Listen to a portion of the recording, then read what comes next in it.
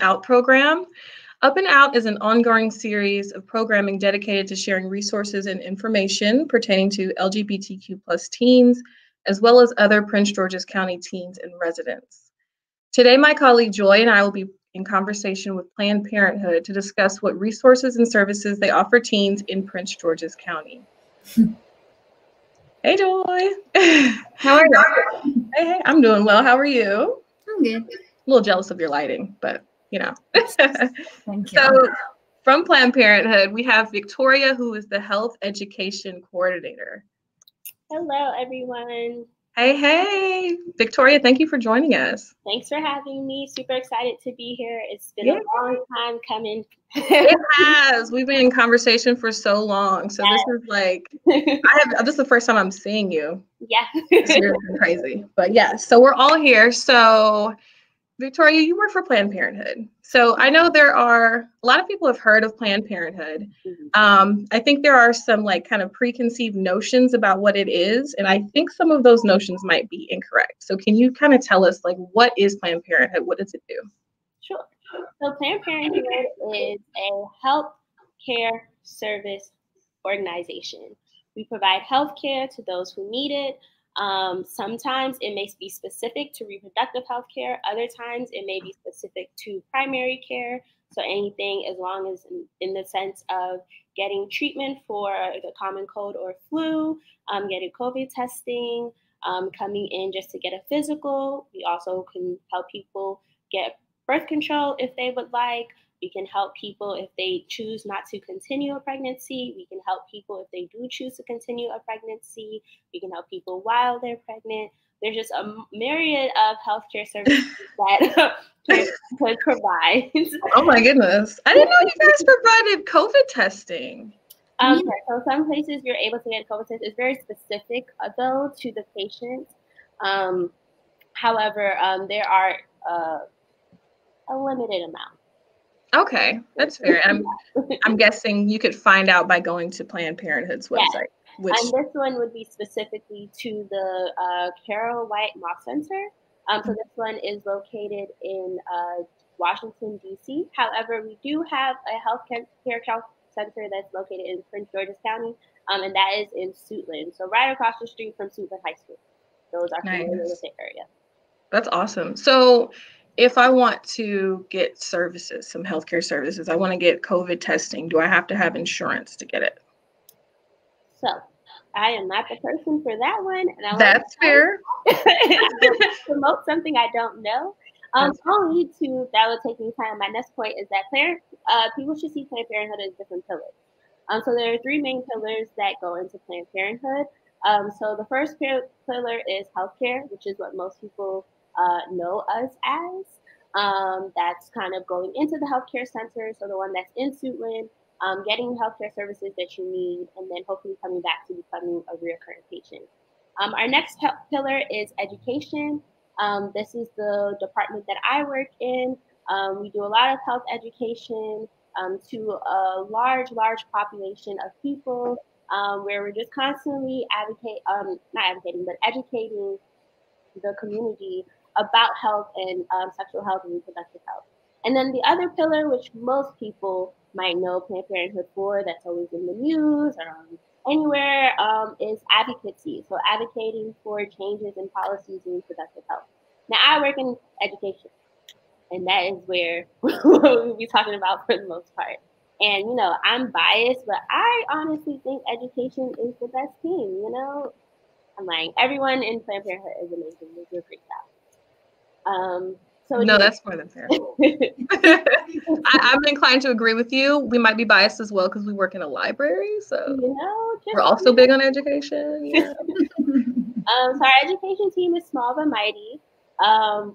Majority of our team is made up of DMV locals, so all of us have kind of been here for the majority of our lives.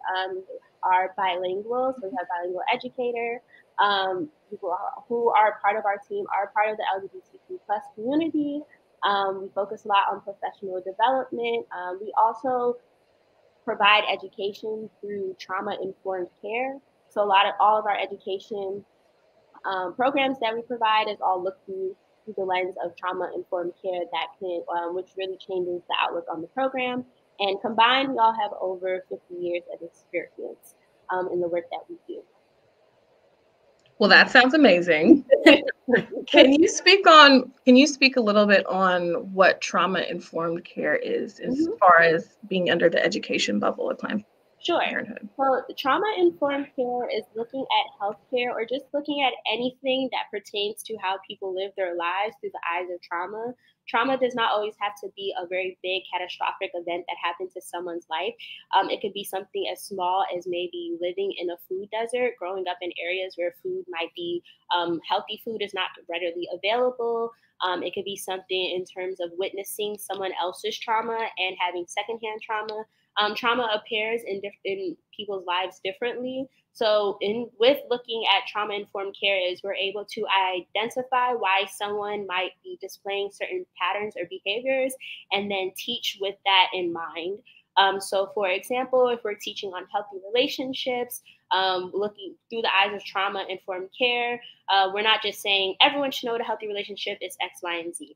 We're saying these are components of a healthy relationship. This is how you get here. This is why someone might not have been able to identify a relationship was unhealthy because of X, Y, and Z.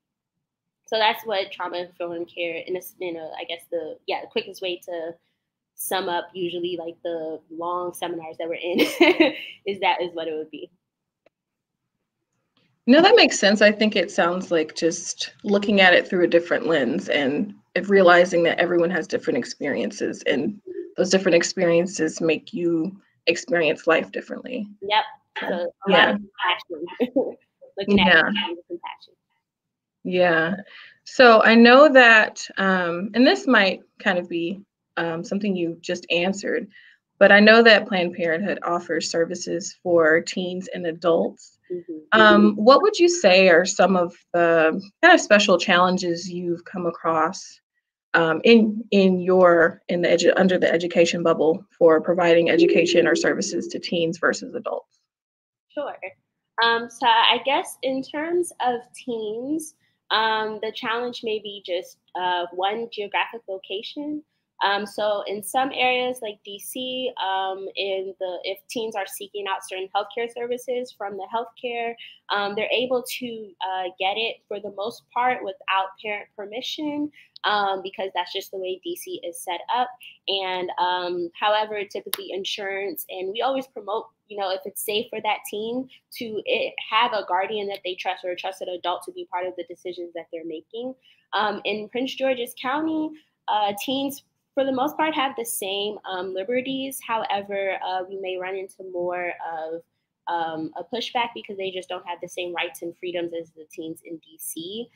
In terms of just being able to, in terms of like the age limits for certain healthcare services that they get, or in terms of needing permission for certain things. But for the most part, the DC and PG area the teens have more liberty and autonomy over their healthcare services than other areas in the country. So those are just a few of the challenges for teens. I think also just one, having money for some of the services if they do not want to use parent insurance for certain things that they are doing. So having money to carry out those services, and then also having access to it. So, being able to get there when they were still in school, maybe being able to get there and having either appointments or coming to programs that fit their schedule. Having the time to do it. Those are just some barriers, making sure that the programs that we have or the services that they're seeking matches their schedules. In terms of adults, I would say the biggest challenge is unlearning. So helping people unlearn some things that they've learned and probably have believed their entire life, which is fine, but it's just challenging people to maybe change the way that they learned about something, or change the way that they think about something. That's not always the easiest.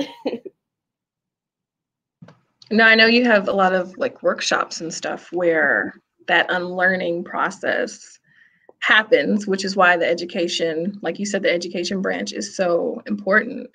I'm wondering, this might fall out of your purview, but just going back to what you were saying about the somewhat limited access that Prince George's County teens might face in getting some Planned Parenthood services or attending workshops and stuff like that.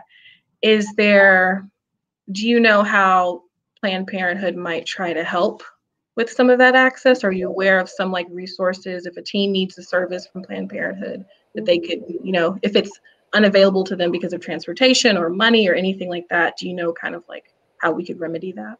Sure. So even though we would love for teens who are seeking out any healthcare services or want to join any youth programming through us, if they are unable to get to us, maybe for some reason before COVID, so maybe we're just too far away from where they would be able to get to us, or just didn't fit in their schedule, we definitely try to collaborate with all the other organizations in the area. So we believe in collaboration. We believe that our goal at the end of the day is to serve the youth that we work with. So if there's something that we can't do or can't provide, we will definitely send them to someone who we know that they can get those services or get that opportunity that they need from. Before we do that, though, we will bend over backwards and find all types of way. If we need to change dates for programming, if we need to find a way to provide transportation, if we need to provide food at the programs that we're doing. All speaking before COVID, everything is virtual. However, we are able to still provide food for some of our programming through Uber Eats and DoorDash, so that's been pretty great. But we definitely would just try to figure out what works before we send a teen a different way. Well, it sounds like there are a lot of different options. I wonder, just for information's sake, if a teen is, there are certain cutoff ages, I think, for getting certain services, right? At what point would a teen need to maybe get some like parental permission? So I believe in Prince George's County, typically 16 is where they're able to get certain services without the consent of their parents. So 16 to 17 years old.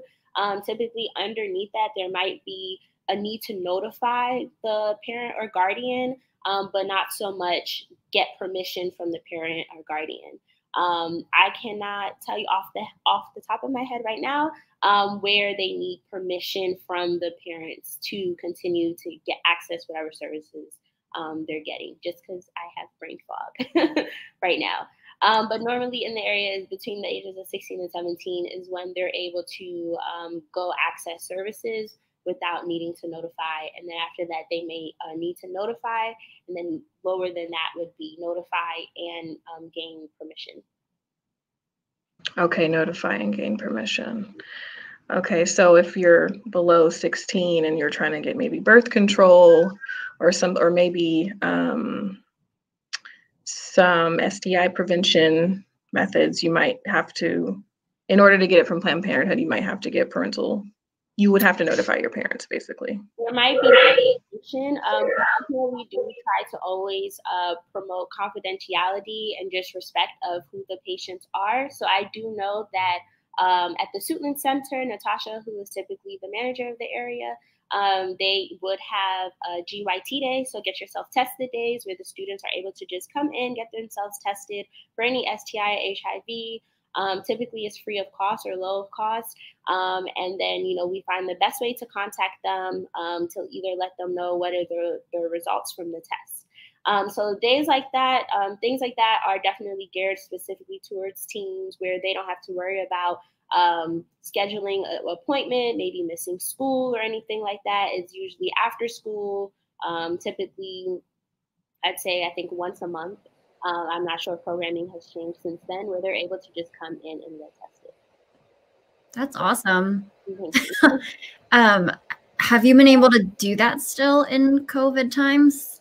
Yeah, so they are able to still get tested, but it's not as free and open. So now more appointments have to be made, just because we always want to protect the safety of the patients that are coming in and the healthcare workers at the different healthcare centers that they're working at.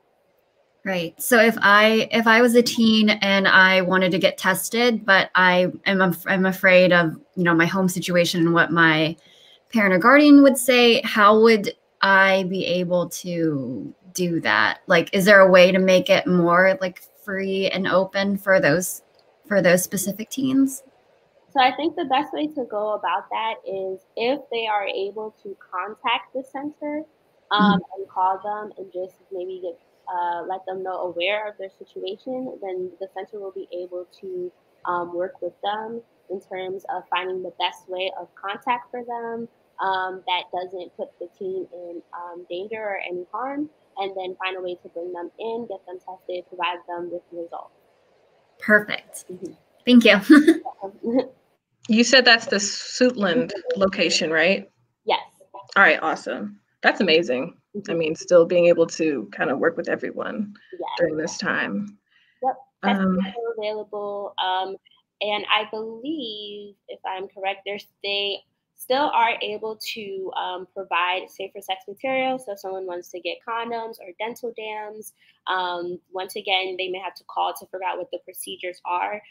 With COVID-19, things are changing so fast. That's why I haven't been able to give like a direct answer.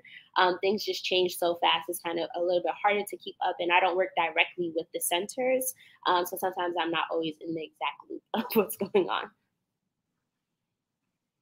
Right. So it's best to just call and try to figure it out when possible, basically. Yeah, everything's changing, so that makes sense. As far as I know you run a lot of awesome teen programs under the education umbrella. I know that, well, what would you like to talk about as far as just some of the programs you run? I know that you run a lot of them. So I guess the most important ones we can start off with, well, all of them are important. But once again, I'm very biased. I'm pretty biased when it comes to things. I just think that my teams and my programs are the best. But so our youth programs, the first program that I would like to shed light on is our CLA program. So CLA is actually a African word. It means and it stands for Sisters Informing, Healing, Living, and Empowering. So it's an acronym. And CLA is our female-identified program for people of color. CLA was developed to kind of raise the awareness of HIV prevention, but that's how it started. It's morphed into a bigger program. CLA kind of basically builds on the fact that the girls who are, or those who are in our program, have the same sense of gender identity. So they have an identity and they're able to kind of build connection because they're around people who are similar towards them. And with CLA, we do a lot of things. So we do a lot of education programming where we talk about all things from birth control, STI testing, the menstrual cycle, pregnancy. We'll talk about healthy relationships. We talk about new music that's out. We talk about something that's on the Shade Room. It's kind of just a place where you are with people who have and share the same similarities with you, and you're able to learn. So you're able to learn and kind of identify ways to continue to practice, or in the future practice safer sex, and then also find ways to really build awareness around your own health and bodily autonomy. So that is our CLA program. CLA typically we started out with it being for teens, typically around the age of, I want to say 13 or 14 to 19 years old. However, we realized that there's kind of a need for CLA for younger girls or those who identify as female. So what we've done is kind of move the age range down. So right now we do have a cohort of CLA in an elementary school. So we're working with 5th graders. So now CLA is from 10 to 19-year-olds. So we've worked in elementary schools, middle schools, high schools, and then also we've worked at a trade school before. So we kind of just span across that entire age range. What's also really great about CLA is that our CLA master trainer or our CLA manager has actually been with the Planned Parenthood for more than 10 years. She actually started out as a peer educator. She's part of the CLA program. Now she runs it. So she is all well-versed in CLA. She does an amazing job. We normally do it during after-school time programming. We've also done CLA during like lunchtime or maybe a free period when we are coordinating with whoever is in charge of youth programs at different schools or different organizations that we are in. Since COVID-19, we've transitioned CLA virtually. Actually, last Saturday, we were able to host a vision board party. It was amazing. We had so much fun. We did vision boards. Everything was virtually online. We did vision boards through Jamboard. We were able to send out Uber Eats vouchers to those who came. And it was just a great time. We actually had a meeting yesterday. We're going to try to start having meetings like that every month. So outside of like our mini parties, CLA typically meets weekly. So once a week for about 4 weeks where we go through the curriculum. So we just go through all of the health education programs. We go through all the health education topics that we talk about. Once people are done, they become CLA alum. So they graduate CLA and then they're able to connect with other CLA alum.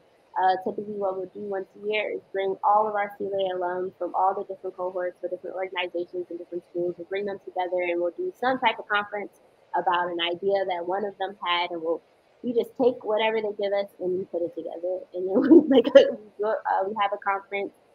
We also have an adult prep segment to CLA. Because we do know that some of our participants are older and they're aging, so we will bring in people who are either talking about entrepreneurship. We'll also bring in the aspect of mental health. So when we were in person, we had a yoga teacher who used to come, and that was pretty great. Now she's still able to be with us to just do yoga in our rooms or in our living rooms. And we're just also just finding ways to grow the program because we understand that people need more than one need. So that is what CLA is in a nutshell. Well, that's a lot. Sis, that's a lot. I know. I feel like I need a vision board and like I need to join this. Like what? So it sounds like you have different cohorts, different groups, and you said you meet for once a week for 4 weeks. Mm-hmm. So where are you right now in terms of that? Like, is it open? Is registration open? Or like, if you want to join, how will we go about doing that? Amazing question. So with CLA, we definitely try to meet the needs of any of our participants. So if somebody was interested in joining CLA, what they can do is they can sign up. I believe there's a registration link that might be dropped in the comment section. So they can sign up for the registration link. And what we do is we'll contact you and others who sign up around the same time and say, hey, what are the best dates for you to meet with us? We'll pick the dates that work best for everyone, and then off of those dates, that's when we'll start sessions. So it's kind of an open enrollment. What we're also doing is, before we kind of did it specifically to just schools or classrooms. So this class we're going to do CLA with. Now we realize people enjoy doing this programming with their friends. So if people are able to sign up, maybe let's say they have 3 or 4 friends that all want to sign up for CLA. So then we'll say, okay, what's your schedule? And then they'll give us their schedule. And then with those 3 or 4 friends, we're able to do CLA. So we have lots of flexibility, but enrollment is kind of just always open. We'll always contact someone if they apply. That's amazing. And I think it's important to be flexible in this time because everything is so up in the air and uncertain. So and teens a lot of times are not in full control of their schedules. So that's amazing. I know you guys have a teen night. Could you talk about that? Yes, thank you. So teen night is birthed from our peer health education program. So it's a separate program from CLA. Sometimes our CLA participants are peer health educators. It just depends on how much time they want to give us. So our peer health education program is a program where we basically, I'm trying to like refer from saying the wrong thing. So our peer health education program, I was going to say hire, right? But we stipend them. So our peer health educators are usually from 13 to 18 years old. They can apply with us, and what we do is they apply, we interview them, and once they're accepted, they go through an orientation with us. That's usually about 3 to 4 days. They go through orientation, and then throughout the school year, they learn about the different topics that I had mentioned in CLA, but then we expand on that. So we find ways to give back to the community. They find ways to take the information that we've given them and share it to their peers. We also do a lot around reproductive justice, and then we might dip into advocacy a little bit. So the reason why I was straying away from hire is because unfortunately, hopefully very soon, we'll be able to pay them like at least weekly or bi-weekly. But right now, what we're able to do is stipend them. So our peer health educators have a stipend for the time that they're with us. They get majority of their stipend after they complete orientation with us. They get some of their stipend in the middle of the program, so typically around February and March, and then they get the rest of their stipend at the end of the program, usually when the school year ends around June. So Teen Night is something that the teens come up with. They kind of put everything together. They pick what topic it's going to be about. They create the promotional information for it. They invite their friends. They get people to sign up. And we actually had our second teen night. We had a cohort in the summer, but with this cohort, we had our first teen night actually on World AIDS Day, so December 1st. We were able to actually collab with other teens and peer health educators from a different Planned Parenthood affiliate. And they were also able to invite their friends, and they created a Jeopardy game, and it was just able for them to just sit and talk and then learn about HIV through a fun game. So typically outside of COVID, Teen Night is in person. I'm trying so hard to get Teen Night going in Prince George's County. That's why I love that we're here to tell everyone about it, because I know a lot of people would be interested. They just may not know. So Teen Night typically will happen about once every 2 months. Just because we do a lot of other programming with peer health education. So sometimes they have Instagram lives. Sometimes I think right now they want to launch anonymous question forum on our Instagram page where they're able to just answer all the questions that come their way. We kind of let our teens just run the program. They just tell us what they want to do, and we say, okay, we'll figure out how to do it. And they get a lot of sense of freedom. We typically meet Tuesdays. So Tuesdays from 4 to 5 p.m. Right now, this cohort is closed. However, we're going to have another cohort during the summer and then again in the fall. And we always follow the school schedule because they are students first. So we're always in cahoots with the school schedule. All right, that sounds amazing. I wish I had a teen night when I was a teen, which was very recently. So if someone's interested in becoming a peer educator, so what are the requirements? Like, what are the age cutoffs? Who do they contact? All that good stuff. So if someone is interested in being a peer health educator, we accept those from the ages of 13 to 18 years old. We're usually looking for people who just really want to learn and work with the community. So as long as you feel like you're interested in sexual reproductive health and you feel like you want to share that information with the community, so your peers, that's typically what we're looking for. Of course, they do have to be available usually when we have our meetings. Our meetings are typically always on Tuesdays. In the past, when we were meeting in person, they were bi-weekly from 4 to 6 p.m. Now that we are virtually, we meet once a week from 4 to 5 p.m. So we kind of cut down the time, but we're meeting more frequently. And then usually outside of that time, there's not too much work that we ask of. There might be little like promotional things for the Instagram that they create for the programs that they're doing. But outside of that, majority of the work is done inside of the 4 to 5 p.m. And then, of course, as peer educators, we want you to share everything you learn to your friends. So whatever conversations you have or anything, we'll just ask, how are you using the information and what you're learning with us, and you're sharing it to your friends. If someone wants to be a peer health educator, they can definitely contact me at victoria.ogunleye@ppm.org. I'm pretty sure all of that will pop up later on. Or they can definitely visit our Instagram page. Our Instagram page is OurVoices_Our_Choices. There you'll find all information about CLE. In our link tree, you'll find also information about peer health education. You might see me pop up there for a few videos, but you definitely can find out everything that we're doing in terms of youth programming on our Instagram page. And we love if there's anything you want us to highlight on the page, if anything that you want to collaborate with us. We're always looking for new and fresh ways to engage the youth population. That sounds amazing.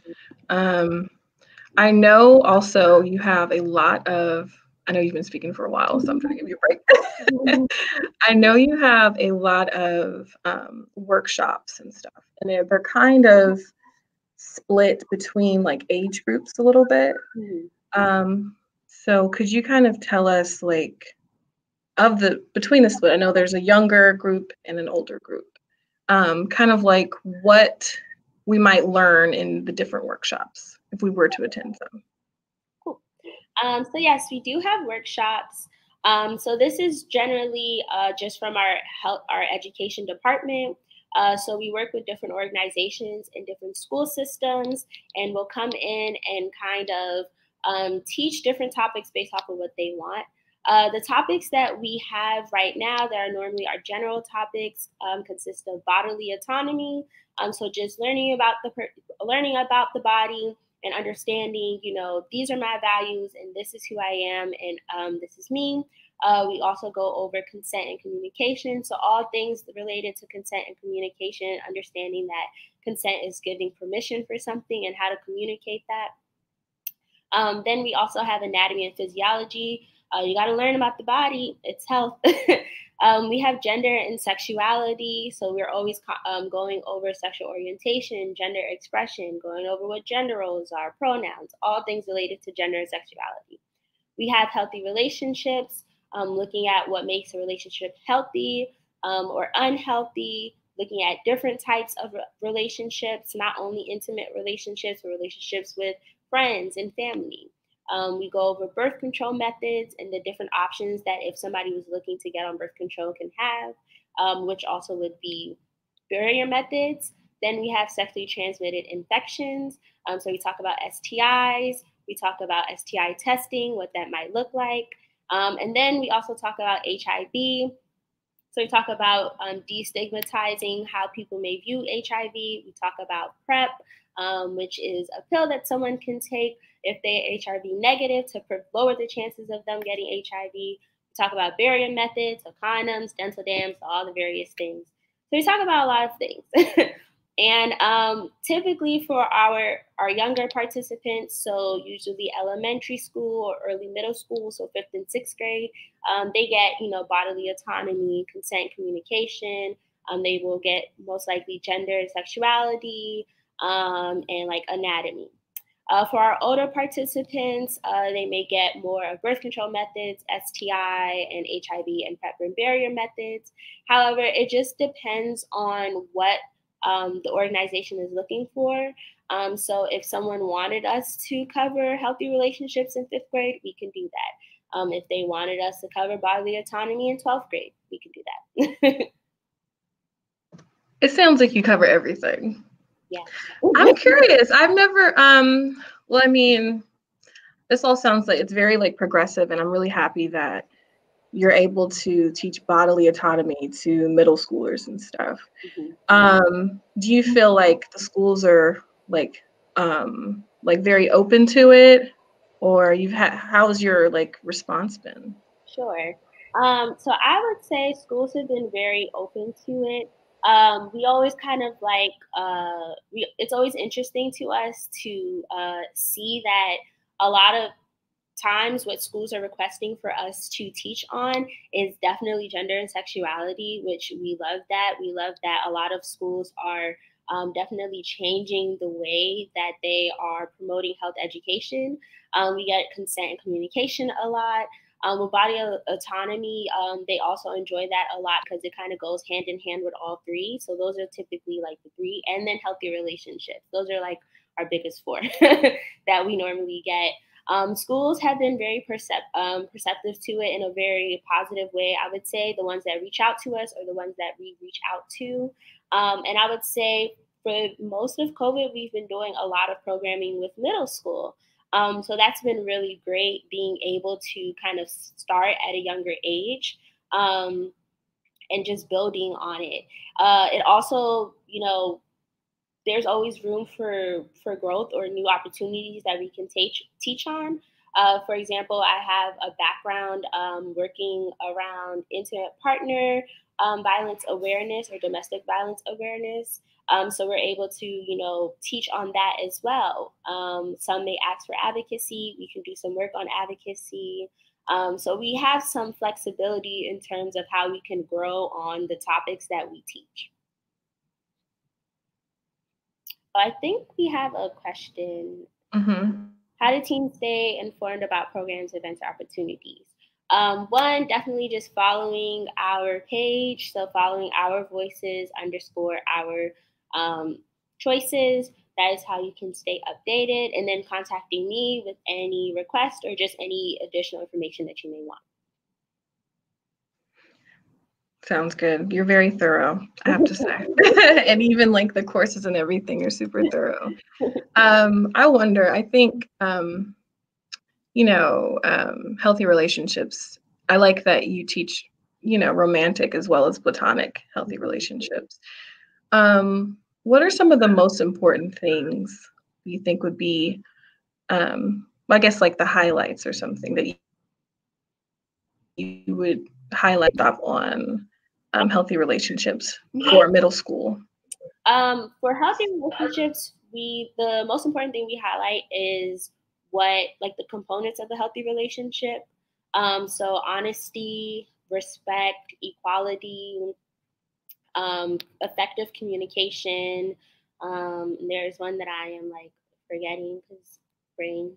But typically, yeah, those are the ones that we highlight. So having people be able to identify the healthy, because if you're able to identify healthy, anything outside of that, then you may say could be unhealthy. So a lot what we do is we'll focus on communication. So that's where communication comes in play, where we talk about effective communication, because there are lots of ways to communicate, but if it's not effective, it's not the best.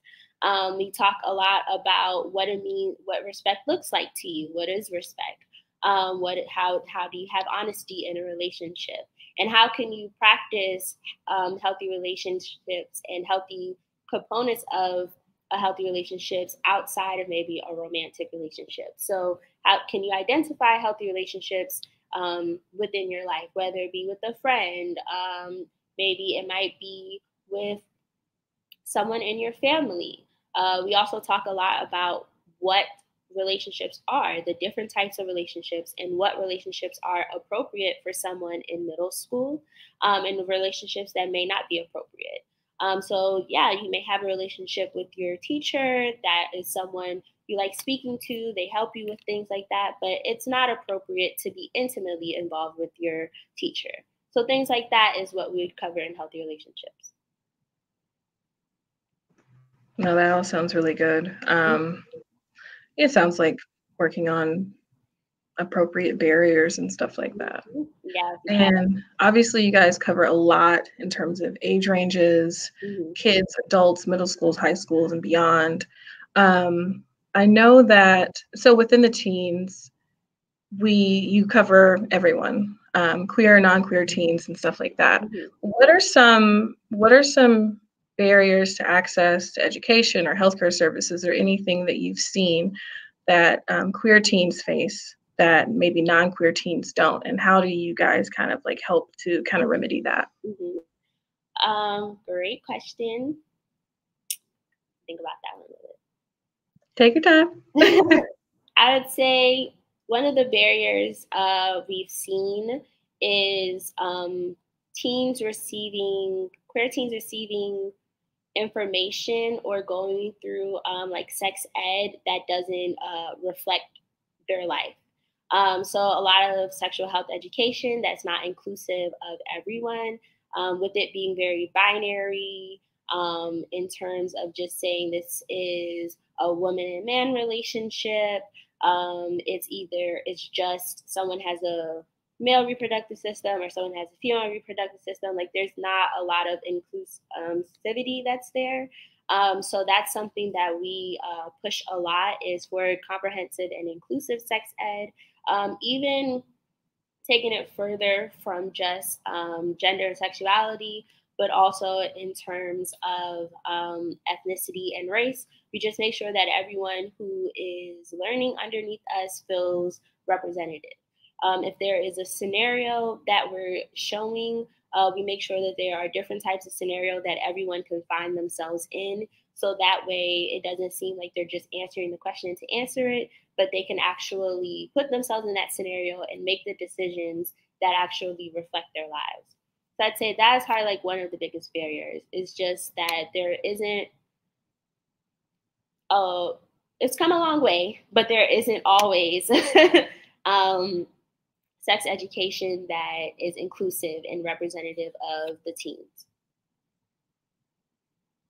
And I know during your workshop on gender and sexuality, speaking of gender and sexuality, you teach it through what you call a gender unicorn. So for those watching now, how would you, in trying to be more inclusive in terms of sex ed and stuff, how would you kind of explain the differences? I guess kind of like a little sampler of like, you know, what you might teach during that workshop. Sure. So I think the first thing we do a lot is just, I would say we definitely start with anatomy. So we start with anatomy and we just let people know like these certain reproductive system. I'm trying to think. I'm like, I don't want to, because I can like go, I teach so much, I can like go into a full lesson. So I'm trying to find the best way to like summarize it. So first we'll go with like what sex is, like exactly what sex is. We talk about different chromosomes. We'll talk about what makes someone male and what makes someone female. And then we'll talk about how there might be binary reproductive. So we may look at male reproductive, we may look at female reproductive system, but we'll also look at the intersex reproductive system because that exists as well. And it's always existed. So we'll also include that. Then we'll kind of go into what gender expression is. So we'll say, you know, gender expression is how someone, based off of the culture that they're in, expresses themselves to people. And then we'll also talk about what sexual orientation is. We'll talk about what gender identity is. So we'll kind of just break down all the different aspects of it and then give them examples. Then we'll most likely go into what gender roles are so that people can understand how a lot of the things are created by society. And it also changes by which society you're in. So one example we always like to give is that, you know, if you're a part of a culture where those who are male and present as male may wear kilts, that's normal. They might wear a skirt, it's part of their culture, that's normal. But if you're in America, that's not considered normal because it wasn't part of the culture, but that doesn't mean that someone can't do it. We also break down gender roles a lot. So we'll kind of say like, you know, this is typically what they would assume of someone who is female or someone who is a female, and this is what they're supposed to do, or someone who is a woman, someone who's a male, and this is what they're supposed to do. And we actually present those ideas to them so that they can understand why, how gender roles exist and how they could be harmful to certain people. So those are just like a few things we get into. Yeah, it sounds like you get into a lot. Yeah. Of your workshops, like what do you feel is like the most important to start with if someone is kind of just like, you know, interested in them, maybe they feel overwhelmed, where do you think they should start? I know you have about 8 or so. Mm-hmm. I would say someone definitely can start with bodily autonomy, because it always comes back to that. So just getting someone used to the idea that, you know, they are in charge of their person. As we like to say, you are your person, you are in charge of your person.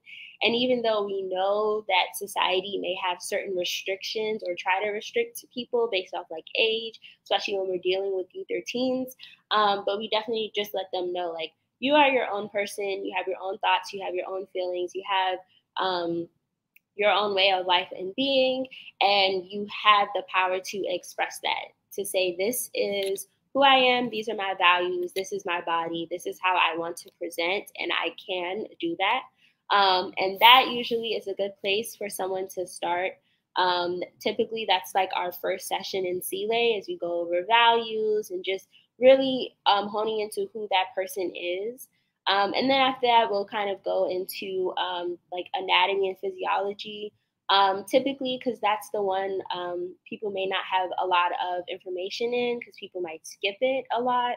And it's just really important because it all builds on each other. Like I would definitely say each session builds on each other. They can definitely stand alone, but each session builds on each other.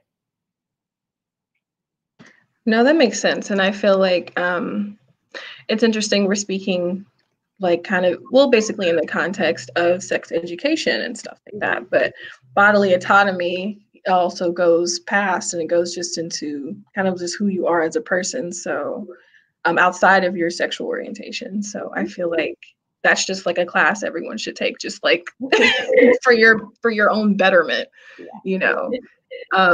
So do you have any other programs you'd like to highlight, or things that you're like proud of that you like to talk about? I know we've covered a lot. I know.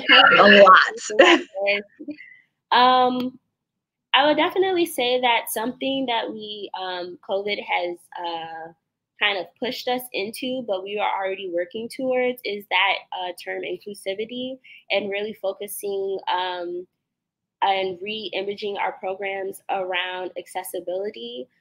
So it could be inclusive, but now it also has to be accessible. So that may be, if you are familiar with like TikTok, realizing that trend that I think that was a great thing that the youth and those people who are on TikTok were showing us, that you need closed captions for everything.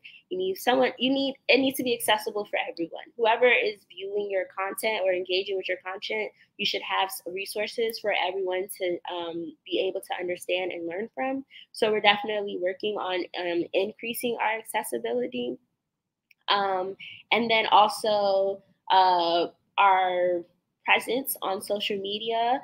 I think what's great about being virtual is that we're able to connect with a wide range of people that we wouldn't have been able to if we were just still at the health centers, just because of all the things we talked about in the beginning about access, transportation, money, and things like that. In this sense, yes, there are still barriers. We know not everyone is coming from a home where they always have internet access or Wi-Fi access or things like that, but we're still able to reach a larger amount of people. And that has also been through our social media page and having live StreamYards like this. No, that makes sense. Speaking of accessibility and stuff like that, that leads to another great question. What does Planned Parenthood offer in terms, like especially for these workshops and stuff and virtual programs and events? What do you guys offer in terms of accessibility for like disabled, blind, or deaf? Do you guys have any like screen readers and stuff like that? So we're actually in the process of getting that together. It's definitely something that we're working on. Right now, we're just typically what we would do in terms of if there's like any slides or things like that, we send them out earlier on. Normally, we just pop up on the screen and say, hey, this is what we're doing today. Now we kind of send them out earlier so that the teachers who may be dealing with students who have disabilities can then, I guess, tailor it to them and provide it. I would say we also do a lot of work with Gallaudet. So we've been doing a lot of work with Gallaudet. Rachel, our education manager, has been spearheading that program. She's been doing an amazing job with it. In Roosevelt High School in DC, we've also done a cohort, of sex education with students who have intellectual disabilities. So we've kind of revamped and started our entire program that is specific to those students so that they're still getting all of the knowledge that we would give normally in classrooms that may not include them, but they're still able to get that information and it's just tailored specifically to them. Something else that we've been doing a lot is we do have health training opportunities for professionals who work with youth or youth serving professionals. So our co-lead for the Peer Health Education program, Christopher, so my co-lead, he leads that effort in terms of creating and training those, once again, who work with youth or who are youth serving professionals who want to maybe gain more information on the work that we do so that they can readily have it outside of, maybe the one session that their youth have with us. So you said your co-trainer, and you said his name was, could you repeat his name again, sorry? Sorry, Christopher Cole. Christopher Cole. Mm-hmm. So if someone wants to find out more about those things you mentioned, well, I guess we don't have his email, but maybe they could email you and kind of get in contact with him. And we all basically have the same email address. Right. Fair. Same. Christopher.culp@ppmw.org. Awesome. So that's how someone who is interested can definitely contact him. He just has done an amazing job with our professional development. And he does a lot of work around just addressing stigmas in any community. That's amazing. Well, it sounds like you guys do a lot, like a lot. We want to open up this time now as we're finishing everything off to some comments. I think we have some comments from the viewers and stuff like that, or some questions. So I see, okay, let's see here. I see that I think someone had asked if you all offer courses on the history of Planned Parenthood or policies or advocacies, anything like that.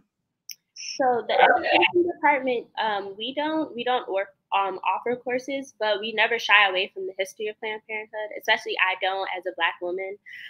So I am always very transparent of where we have came from and where we are. However, if someone wanted more information, that they might start, that might lead them into more of the advocacy realm. So those who are part of the like our advocacy department or our advocacy pillar is where they might start to engage and have those conversations more. But those are just liberties that I just can't speak to because it's just it's a different pillar. So I'm not a part of it. More than fair. More than fair. Let's see if we have any other things. So we've put the comments in to see if anyone has any questions for you. You're extremely thorough and well-versed in what you do, so you probably answered everyone's questions, but we open the floor to it. I don't know, is there anything, again, you've covered so much, but is there anything that you would want people to know? I guess I would definitely want people to know that we are in the Prince George's community. I feel like we might have like slipped through the cracks in terms of like just being present in the community. But we are here to serve the community. I live in the community, so I'm always here. And we to just see and view us as a resource. Like once again, like I said, the education team is really big on just serving the community that we're with. I mean, honestly, not even just the education team. See, that biasness is coming back out. But just I see it. But the healthcare center at Suitland or even on 4th Street, if that might be closer, because we're aware PG is large. So for some people, the health center on 4th Street is closer to them. For some people, the Suitland Health Center is closer to them. But everything we do is rooted in serving the community. So we just allowing people to see us as a resource that they can use. And that if they have any ideas, but they're not sure if we do it or not, it's always feel free to just contact us. We love new opportunities. We love new, like we really do. We're always coming up with something new and just a new way to either engage with the community or just to expand the resources that we offer. Well, it sounds like there's a lot of opportunity for growth and just like meeting the needs of the community. I feel like a lot of nonprofit things, a lot of things here at the library too, are I think really interesting and just would really benefit, you know, people who need it in the community. But it's when you speak to people, they don't know about it. Mm-hmm. So I feel like a good part of the struggle is just letting people know that it's available to them. Yep. So I definitely feel you on that. So I'm glad we're able to have this discussion and talk it out. And you spoke about some things that I didn't even know. Like I didn't know Planned Parenthood did COVID testing. And those team programs sound really good. I like that in addition to educating, like with the peer education program, in addition to educating teens about sex ed and all that stuff and encouraging them to disseminate that knowledge into their communities, you're also providing, even though you're like, it's not a full salary, but it's still, you know, something that can help and like help, you know, compensate them for their time and their efforts and stuff. Kind of wish I had that when I was a teenager, but that's, yeah, like I could have used a couple of dollars. I was babysitting, I could have been something. That's what I'm saying. Babysitting is an amazing career. I bought lots of clothes from babysitting money. So no. Yeah, not hitting on the babysitting. It was cute. It was cute little play money. It was. Little hair money. Mm-hmm. So we do, as we wrap up today, Joy, do you have any other comments or questions for Victoria? When you were talking about consent, you made me think of this children's book we have. It's called Ladybug Doesn't Hug. And it's all about like, you might want to hug Ladybug, but he doesn't want to hug you. And that's okay. Like that doesn't mean he doesn't like you. He just is setting boundaries. And it's a baby book. So like even from infancy, we can teach their caretakers and them about like setting boundaries and like, so I always tell teens about that book. I'm like, you should read that before you like try to hit him on the head or like, or try to hug someone and they obviously look uncomfortable. So I am a big fan of asking babies, do they want to get picked up? One, if you pick them up when they don't want to get picked up, you're going to know. Because they're going to do something. They're going to scream, yell, or jump out your hands. Two, they have autonomy as well. Sometimes they don't want to be touched. So that is a beautiful book. I actually wrote that down because I haven't read it. And she's only 6 months, but, you know, I'm read it to her. Yeah, and it's like a whole series of like different animals and like different aspects of life, kind of. But that book just stands out to me because I work at Bowie and we're like teen central, like we're right next to a high school. So after COVID, I would love for you to come and witness our teens and work with them because every time they like try to hug each other and like all that nonsense. I'm like, you should read this book. Like it's a board book, but like it's useful. So I really think the work you do is applicable to any and all ages because if it's infants, then you're teaching the caretakers to be like, maybe don't force your child to hug somebody, you know? Yeah, definitely. That sounds like a good book. I didn't even know about that, Joy. I feel like a lot of adults need that book. Yeah, I keep it with me on the desk sometimes.